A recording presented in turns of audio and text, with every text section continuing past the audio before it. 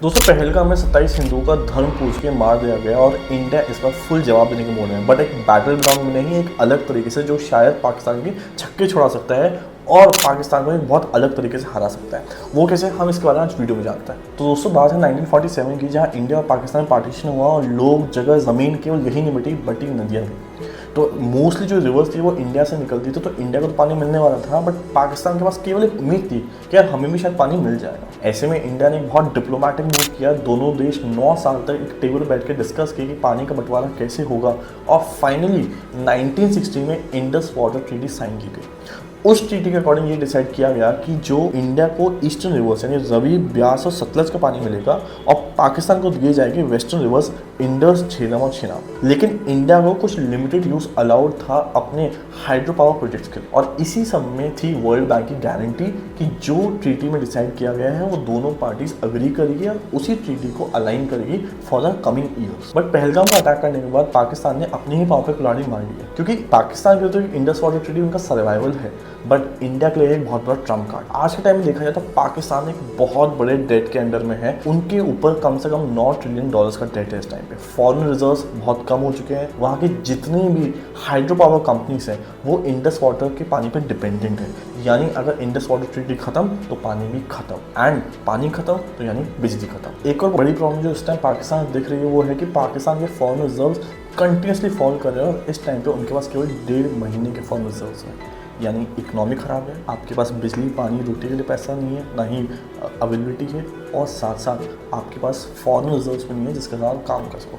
और यही तीनों चीज़ें मिलके एक रेसिपी प्रिपेयर करिए फॉर डिजास्टर इन पाकिस्तान। तो क्या इसका मतलब यह है कि इंडिया इंडस वाटर ट्रीटी को अपने हिसाब से कर सकता है, और क्या इसमें स्कोप है यूनिलैटरली इस ट्रीटी को बंद करना? एक्चुअली में ऐसा नहीं है, एंड इनफैक्ट अगर इंडिया ऐसा करता है तो ग्लोबल लेवल पे एक बहुत नेगेटिव इम्पैक्ट इंडिया के लिए हो सकता है।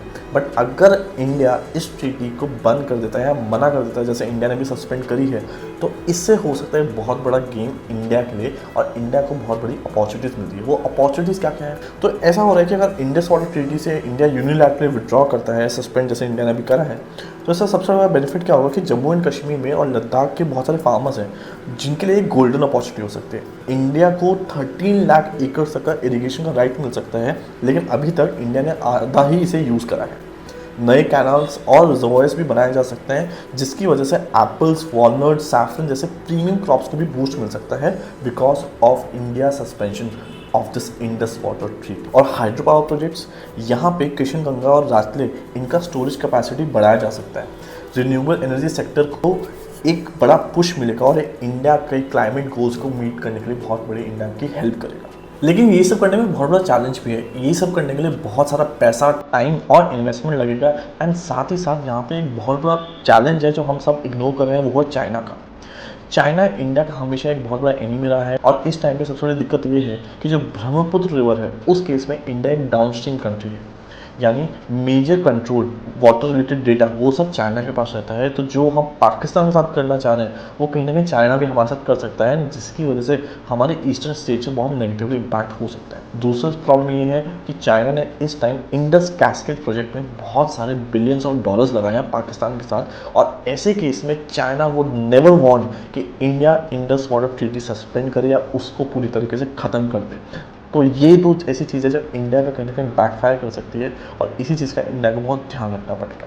साथ ही साथ एक और प्रॉब्लम ये भी है कि अगर कल को जैसे इंडिया ने बहुत पैसा इन्वेस्ट करके वहाँ पे जो रिजर्वॉयर्स है, डैम्स है, इंफ्रा है, वो सब डेवलप भी किया, तो जो हिमालयन इकोलॉजिकल बैलेंस है वो इम्पैक्ट हो सकता है। और हिमालयन इकोलॉजी बहुत ही सेंसिटिव है, वहाँ पे ऐसा कुछ भी करने से लैंडस्लाइड्स या बहुत बड़ा फ्लड आने के चांस हो सकते हैं, and which is the last thing that we would want in a already pressure scenario that is there in Jammu and Kashmir at this point. So दोस्तों बॉटम लाइन ये है कि ये केवल पानी का इशू नहीं रहा, इस टाइम पे साउथ ईस्ट एशिया का बहुत बड़ा जियो पॉलिटिकल मैटर बन चुका है, और ऐसे केस में बहुत ज़रूरी है कि जो हमारे पॉलिटिकल लीडर्स हैं, जो हमारे लीडर्स हैं, उस चीज़ को बहुत ध्यान से नेविगेट करें, बिकॉज कहीं पे भी हमारा गलत स्टेप हुआ तो किसी भी तरीके से बैकफायर कर सकता है। और जहाँ पे इंडिया में इस टाइम कंडीशन बहुत सेंसिटिव है, वहाँ पे हम एक और इकोनॉमिक प्रॉब्लम नहीं झेलना चाहिए for any of the states that we have in our country. आपको क्या लगता है इस मैटर के बारे में? हमें कमेंट से ज़रूर बताइए, and do subscribe our channel and follow us on more such insightful videos on finance and economics.